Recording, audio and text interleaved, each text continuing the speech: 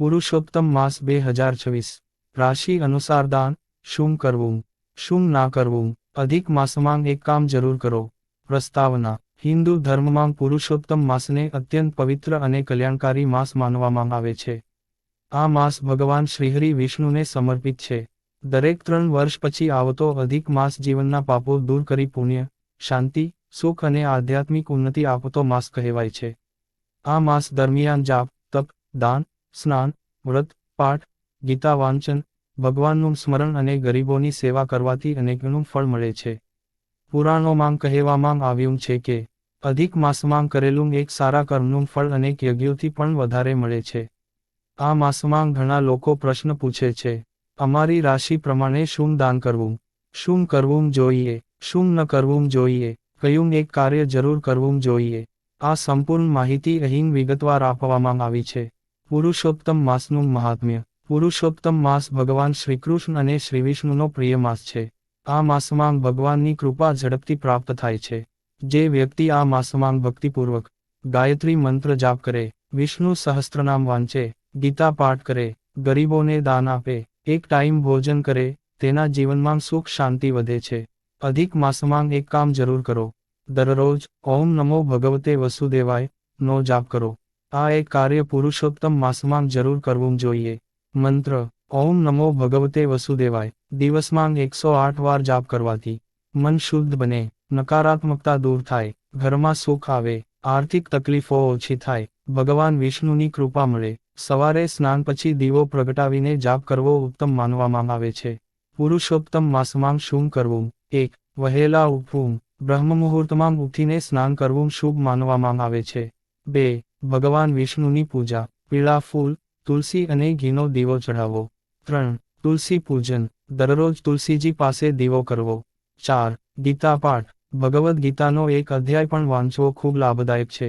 5. ગાયને રોટલી ખવડાવવી ગાય સેવા અત્યંત પુણ્યદાયક છે। 6. ગરીબોને દાન આપવું અન્નદાન, વસ્ત્રદાન અને જળદાન કરવું। 7. ઉપવાસ શક્તિ પ્રમાણે એકટાણું અથવા ફળાહાર કરવો। 8. સત્ય બોલવું ખોટું બોલવાથી પુણ્ય ઓછું થાય છે। 9. માતા પિતાની સેવા પુરુષોત્તમ માસમાં માતા પિતાની સેવા કરવાથી વિશેષ કૃપા મળે છે। 10. સાંજે દીપદાન મંદિરમાં અથવા તુલસી પાસે દીવો કરવો। પુરુષોત્તમ માસમાં શું ના કરવું 1. ગુસ્સો ન કરવો ક્રોધ પુણ્યનો નાશ કરે છે। 2. માંસાહાર અને દારૂથી દૂર રહેવું આ માસમાં સાત્વિક જીવન જીવવું। 3. ખોટું બોલવું નહીં અસત્યથી નકારાત્મક ફળ મળે છે। 4. કોઈનું દિલ ન દુભાવવું ગરીબ, વૃદ્ધ અને પ્રાણીઓનો અપમાન ન કરવો।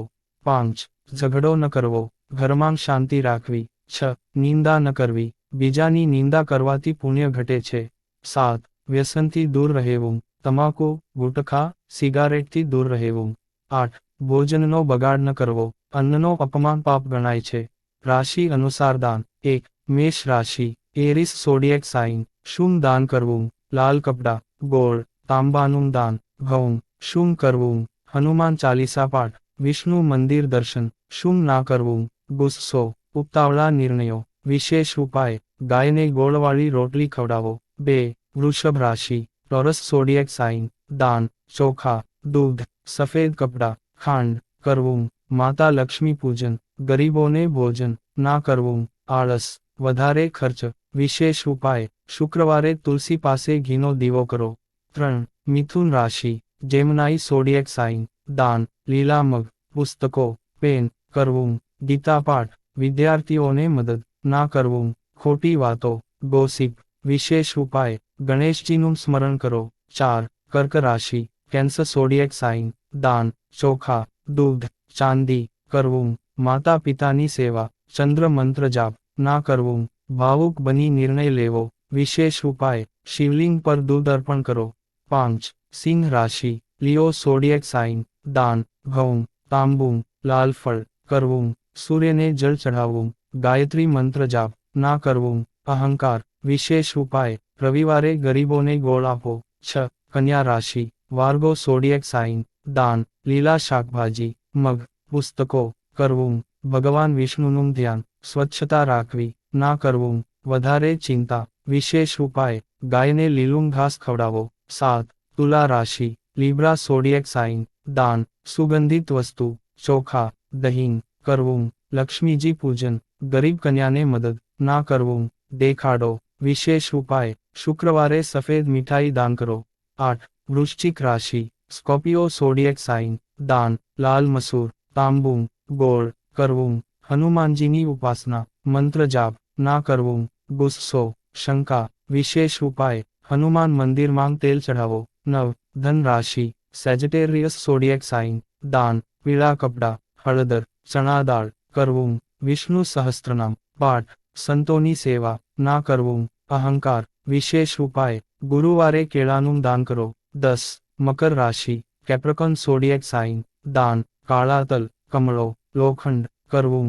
શનિ મંત્ર જાપ ગરીબોની મદદ ના કરવું. નિરાશા વિશેષ ઉપાય કાળા કૂતરાને રોટલી ખવડાવો. 11. કુંભ રાશિ અક્વેરિયસ ઝોડિએક સાઇન દાન પાણીનો કુંડો કાળા તલ વાદળી કપડાં કરવું.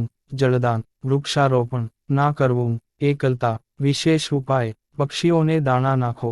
12. મીન રાશિ પાઇસિસ ઝોડિએક સાઇન દાન પીળી મીઠાઈ કેળા ધાર્મિક પુસ્તકો કરવું. ભગવાન કૃષ્ણ ભજન ધ્યાન ના કરવું. આળસ વિશેષ ઉપાય ગુરુવારે મંદિરમાં ચણા દાળ આપો. પુરુષોત્તમ માસમાં ખાસ દાન 1. અન્નદાન સૌથી શ્રેષ્ઠ દાન ગણાય છે. 2. જળદાન ગરમીમાં પાણી આપવાથી વિશેષ પુણ્ય મળે છે. 3. ગૌસેવા ગાય સેવા પાપો દૂર કરે છે. 4. તુલસી દાન વિષ્ણુજી પ્રસન્ન થાય છે. 5. ધાર્મિક પુસ્તકોનું દાન જ્ઞાનદાન મહાદાન કહેવાય છે. પુરુષોત્તમ માસની ખાસ નિયમો સાત્વિક ભોજન લો બ્રહ્મચર્ય પાળો દરરોજ ભગવાનનું નામ લો ઘરમાં ભજન રાખો વૃદ્ધોની સેવા કરો મંદિરમાં દીવો કરો. પુરુષોત્તમ માસમાં વાંચવા યોગ્ય પાઠ શ્રીમદ ભગવદ્ ગીતા વિષ્ણુ સહસ્ત્રનામ પુરુષોત્તમ માસ મહાત્મ્ય શ્રીમદ ભાગવત હનુમાન ચાલીસા. ઘરમાં સુખ શાંતિ માટે ઉપાય દર ગુરુવારે કેળાના વૃક્ષ પાસે દીવો કરો. ઓમ નમો નારાયણાય બોલો. ગરીબને ભોજન આપો. આર્થિક તકલીફ દૂર કરવા પીળી દાળનું દાન કરો. ભગવાન વિષ્ણુને પીળા ફૂલ ચઢાવો. ગાયને રોટલી ખવડાવો. સંતાન સુખ માટે લાડુ ગોપાલની પૂજા ગીતા પાઠ તુલસી પર જળ અર્પણ. આરોગ્ય માટે સૂર્યને જળ ચઢાવો. ઉપવાસ કરો. સાત્વિક આહાર લો. આધ્યાત્મિક લાભ પુરુષોત્તમ માસમાં ભક્તિ કરનારને મનની શાંતિ પાપ મુક્તિ ભગવાનની કૃપા આત્મિક શક્તિ જીવનમાં સકારાત્મકતા મળે છે. સમાપન પુરુષોત્તમ માસ માત્ર વ્રતનો માસ નથી પરંતુ આત્મશુદ્ધિ અને ભક્તિનો પવિત્ર સમય છે. આ માસમાં દાન કરો ભગવાનનું નામ લો ગરીબોની મદદ કરો ગુસ્સો છોડો સત્યનો માર્ગ અપનાવો અને ખાસ કરીને ઓમ નમો ભગવતે વસુદેવાય નો જાપ જરૂર કરો. ભગવાન શ્રીહરિ વિષ્ણુ આપના જીવનમાં સુખ શાંતિ સમૃદ્ધિ અને ભક્તિ વરસાવે એવી પ્રાર્થના. શ્રી કૃષ્ણાર્પણમસ્તુ.